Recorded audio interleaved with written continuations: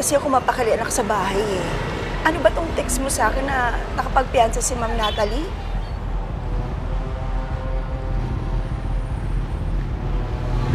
Homicide lang daw kasi yung kinaso sa kanya eh, kaya pagpiyansa siya. Nay! Nay! Nay, okay lang mo kayo? Iba talaga ang pera at koneksyon. Kung tayo nakabangga, baka hanggang ngayon, malamang hanggang ngayon nasa kulungan pa rin tayo.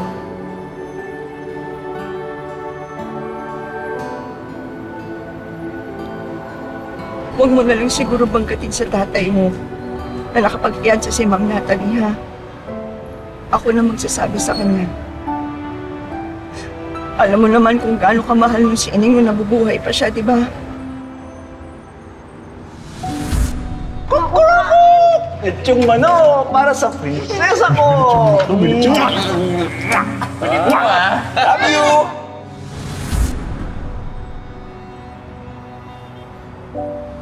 Halos mawasak ang pamilya natin.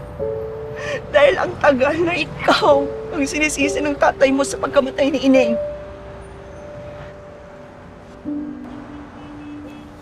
Ang tagal natin inintay yung hustisya na to para kay Ineng. Tapos ganun-ganun na lang makakalaya yung nakapatay sa kanya.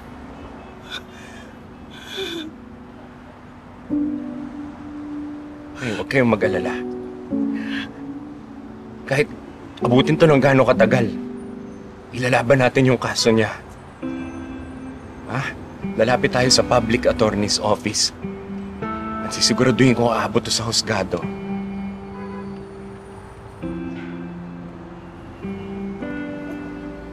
Oo, Naka. Inalaman natin to, ha? Hindi pwedeng mapunta lang sa wala lahat. Nay!